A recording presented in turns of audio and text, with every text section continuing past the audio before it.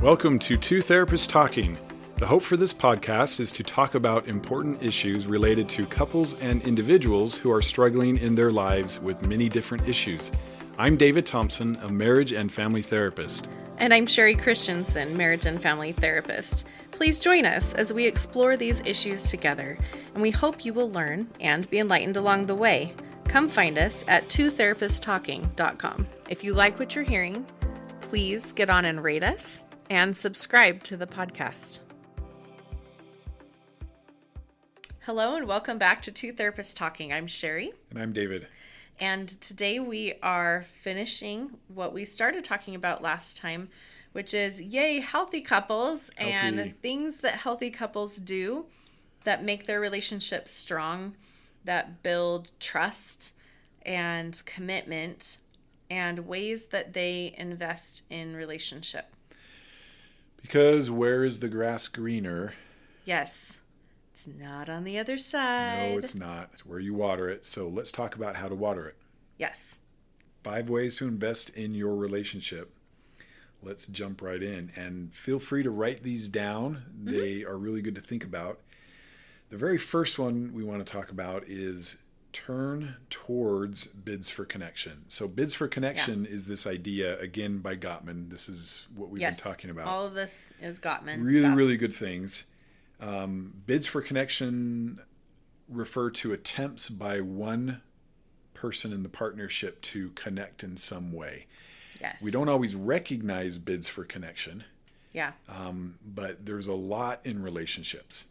Yeah, so it's not always something like, let's go on this lavish date. Or give me a big hug. Yeah, or let's have sex or something like that. It can be tiny little things like, glancing at your partner and, giving him an inside joke look across the room. Right. Or paying attention to something that needs redoing that they always have to, that they typically do. Like maybe refilling the soap dispenser might be something that one of you typically does, and the other person is just like, oh, I'm just going to do that really quick. Definitely think like love languages. Mm-hmm. There's words of affirmation. There's acts of service. There's time. There's affection. There's lots of things. Yeah. Interestingly. And I don't think what you're saying is like, look for their love language and that's the way necessarily to only do bids of affection. I think you're just saying in general, look at all of these love languages because bids of affection ways to. Yes, they're throughout all of them. Right. So there's lots of different ways to bid for connection. Interestingly, Dr. Gottman, this love lab that couples would come and stay in, they would actually document and catalog everything. So he had a way with his graduate students to identify what would be considered a bid for connection and to mark if it was successful or if it wasn't. In other words, if the partner turned towards their spouse after a bid for connection or if they turned away. And so what you're saying is one of them makes a bid for connection, even if maybe neither of them necessarily recognize that that's what they were doing. Yep. And then the other person like acknowledged it or turned toward. Responded positively. Yes. As opposed to not responding. Right. Okay. Yep. Good clarification, because bids for connection can be a little tough to understand. What would constitute a bid for connection, for example. Right. But any attempt for some sort of connection, interaction, obviously something as simple as, hey, how are you doing? This is a bid for connection. But there's lots of different ways that we attempt some kind of interaction with each other. Right. And a lot of this can be body language, obviously. So they had their work cut out for them for sure. And I doubt it was an exact science, but some interesting findings. Yes. Not surprisingly, couples that stayed together turned toward each other or each other's bids for connection 86% of the time. Mm-hmm. Whereas couples that eventually divorced did it 33% of the time. That is a huge difference. Think about that for a minute. Yeah. 86% to 33%. Yeah, that is a really big difference. They would turn towards each other. Now, again, you can say, well, what does that mean exactly? But I think the idea alone is enough. If your partner is attempting some kind of interaction, some sort of connection. What do we do with that? First of all, do we even recognize it? Yes. Are we so busy, so distracted, we're just kind of indifferent? Maybe we blow it off. Something to think about. Because what if most of their bids for connection are not being returned? Yeah. Yes. If these bids fail, and some will always fail, right? Right. Yeah, we're never going to be 100% for each other. If they fail, what we try to do is repair. And repair attempts are sort of the secret weapons of emotionally intelligent couples. Yes. And one of the things I love with couples that have just been in recovery, let's call it, for a long time. I think we talked about this maybe a couple episodes ago. Mm-hmm. One of the things they do really well is they communicate a lot. Yes. And they don't let little things slide. Yes. And that's kind of what we're talking about, repair attempts. And so emotionally intelligent couples just say, hey, I'm kind of feeling this. What are you feeling? Was that meant to be this? This is kind of how you came across. How are you feeling right now? Are we good? Are we not good? What was that for? They're just communicating a lot. Right. Because just like you were saying, these bids for attention and connection, neither of you may be even recognizing them as that thing, right? And so if the other person doesn't even know that that's what you were trying to do, right?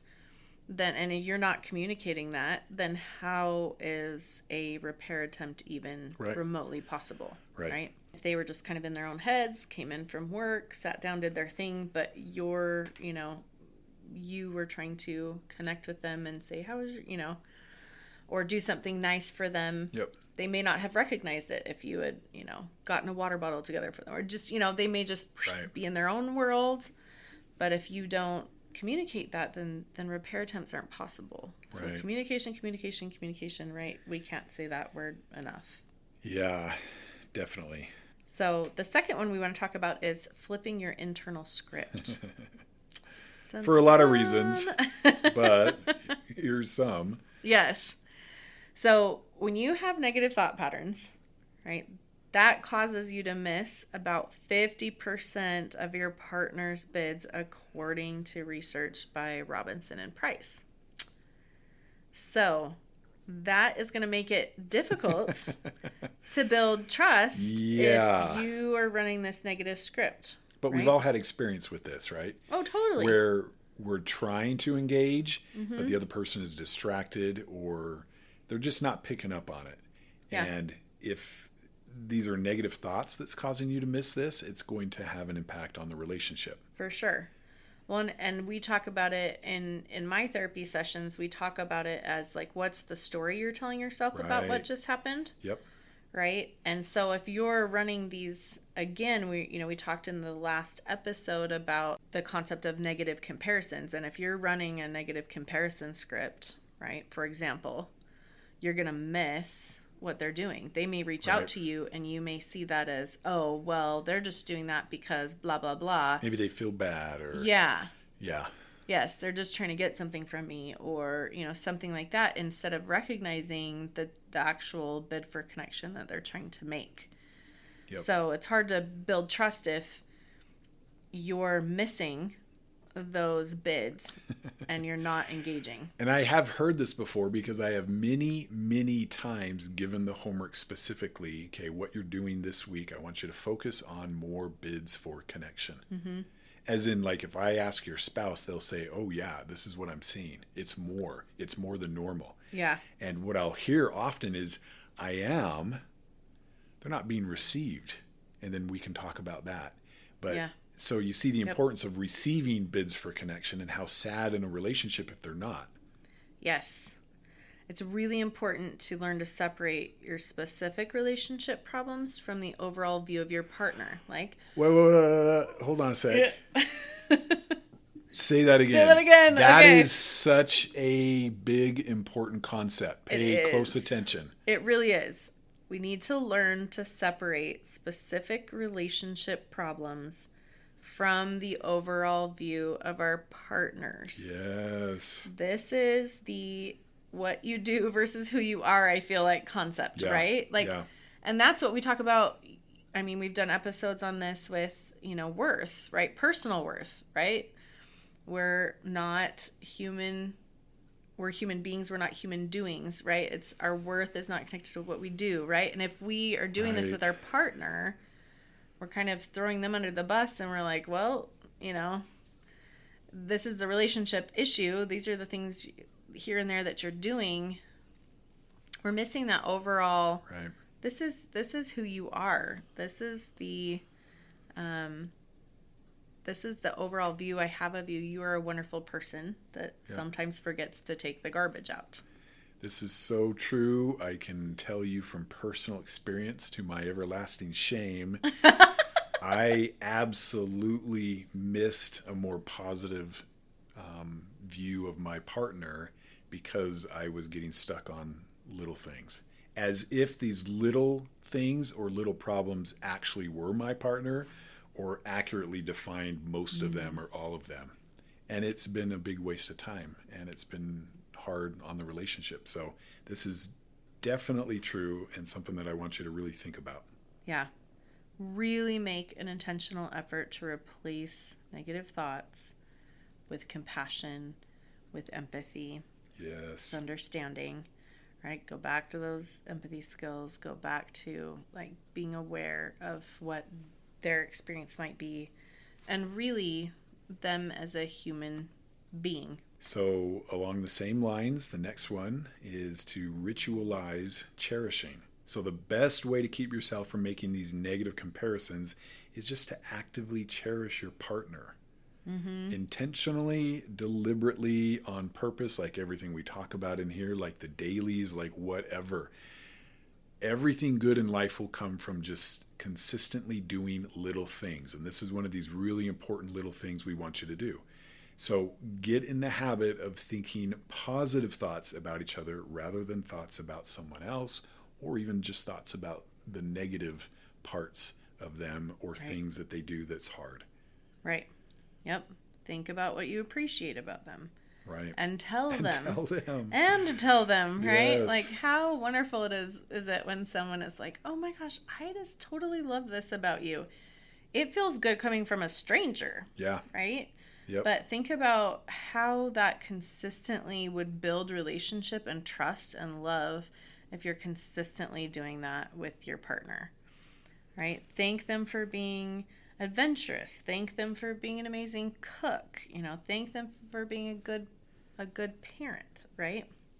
Look at these little things and just what can I appreciate? And I think sometimes people get in it's just things they should be doing. Right. I hear that all the time. Yes. And I'm like, you're missing opportunities. Yeah, that's not what this is about. Right. This isn't about like, we should never say anything about what someone should do. Like, what? Are there people that don't do those things? Yeah, so maybe like appreciate the fact that they're doing it. and will it encourage them to continue the thing if they feel appreciated or not? Yes. So if we want it to continue, this was always I heard this in graduate school, where if you want someone to start doing something, compliment them like they're already doing it. I heard that too. And they'll start doing it. Did we go to the same school? No, yeah, we did. So. So start to compliment someone for something, even if they scratch their head and go, wow, when's the last time I did that? What are they talking about here? It's like, I just love that. It's like, you'll start to see it more. Absolutely. So. Yeah. I think just paying it, and you don't even need to jump into this space of like talking about things they're not even doing. There are so many things that they're doing. I mean, can you imagine as a provider coming home and hearing every day, oh my gosh, thank you for like going to work every day? Like, that sucks. Like, no one wants to do that all day, every day. Like, I really appreciate that you do that. And in return, hearing, wow, I feel like your job is way harder, staying with kids climbing all over you, and you never get appreciation. Thanks for taking care of everything at home. I have no worries about anything happening here because of you. Yeah. Yep. What if that was something you heard like every day? Yeah. Like, that would be amazing, right? But don't just stick with that. Like, look at the other things, right? Like, branch out. But Yeah, look for all those positive thoughts and communicating that appreciation. Ritualize, cherishing. Which is just fancy speak for getting the habit of being appreciative and complimenting and letting them know. Really cherish them. Yeah. Okay, the next one is to learn to fight smarter. I love this because I think Gottman talks a lot about how it's not that happy couples or successful couples don't fight. Right. They just do it in a healthy way. Right. They do it in a healthy, and effective, a smarter way. So what you want to do when you fight, you can complain without blaming the other person. Complain without blame. Yes. Talk about what they feel, what they need. These couples do, not what they don't need, if that makes sense. So right. I don't think I said that very well, but like you need to work together and talking about your feelings. What you need. And what you feel. Yeah, what you need in the relationship, and not about like what you don't need. Right. Stop, which is if someone's going, oh, what do you mean? That's like, stop doing blah, blah, blah. I hate it when you da, right? It's this very negative approach to the problem solving, right? Instead of saying, oh, like, it would really help me if you did this, right? Right.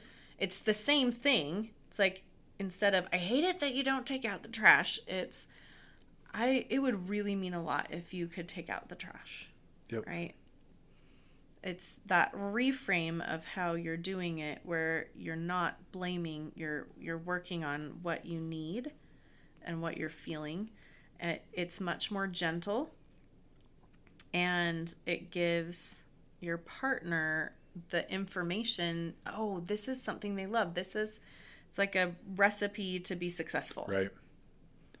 Right. And you've heard this before. Use I feel statements, not blaming kinds of things. I feel tired and worn out when the garbage seems to be full all the time. What I would like, what I want is more help so I feel better. Not so tired, not so worn out. That's going to be a completely different message, almost like where they want to step up and save you and help you and make show up things for easier. you, Yep. maybe is a good way to do it. Yeah. Show up.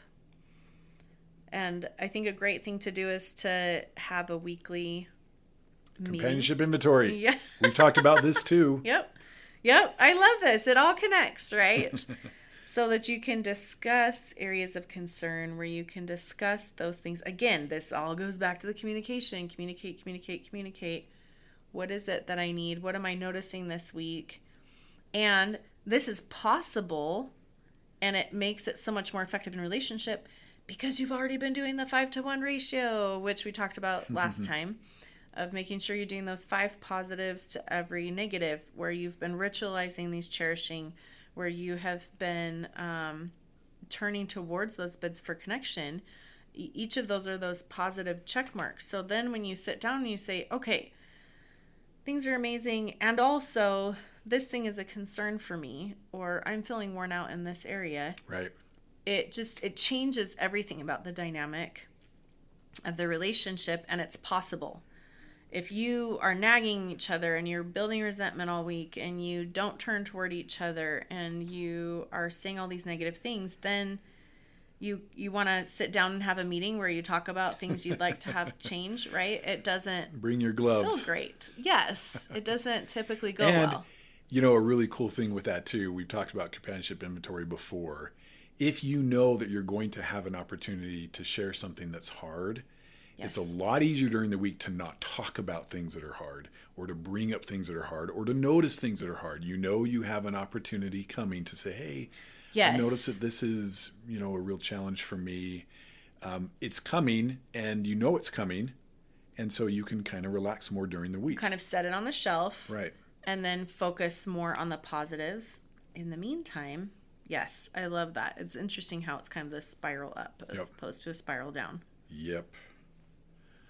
Finally, and in my book, the most important, time. Yep. So many couples come in and they're not spending any time together, and they both justify it away because we have kids and sports and this and that and everything is happening. I'm like, but how are you feeding the relationship then? Right. Create we time. We have a million excuses for why we're not dedicating time to the relationship. We love each other, we're just busy, we're this, we're that. We work a lot, crazy, the kids. Yeah. It's fair. It's all true. It's yes.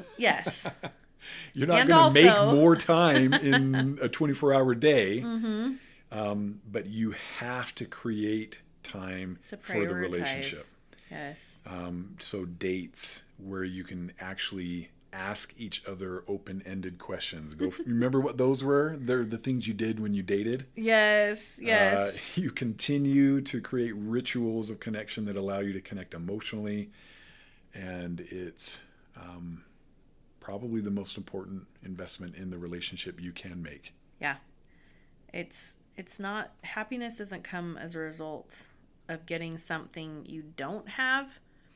It's recognizing and appreciating what we do have. That's good. And leaning into that, and making, but if you're creating that we time, that's what you're doing. Right. You're recognizing, you're appreciating, you're prioritizing the things that you do have, and that creates more happiness. It really does. I want my spouse to feel like I've chosen them every single day. Yes. Do your best not to let a day go by where they don't feel chosen. I'm not talking you writing them, a 3-hour poem. Right. Something very simple. You come home from work, you go straight to her. I don't care what she's doing. You make sure you give her a hug and a kiss, because you're basically saying, I see you, I remember you, you're important to me, right. Whatever else is going on. So choose each other every single day. Yes. Great thoughts, great ideas. Gottman's fabulous. We love him. We love both of them. And I really enjoyed an episode of good things Talking to positive. Do instead of all these problems. Hopefully it was helpful. Yes. Get out there and go do it. It's fun. It's fun to always, I think any relationship, even the best ones, you can always do these things a little more. Yep. Strengthen it. And you'll be glad you did every time. So good luck. Get out there. I'll talk to you next time. Thank you for listening to Two Therapists Talking. We look forward to sharing more conversations with you. Connect with us at twotherapisttalking.com or email podcast@twotherapisttalking.com. If you like what you're hearing, please get on and rate us and subscribe to the podcast.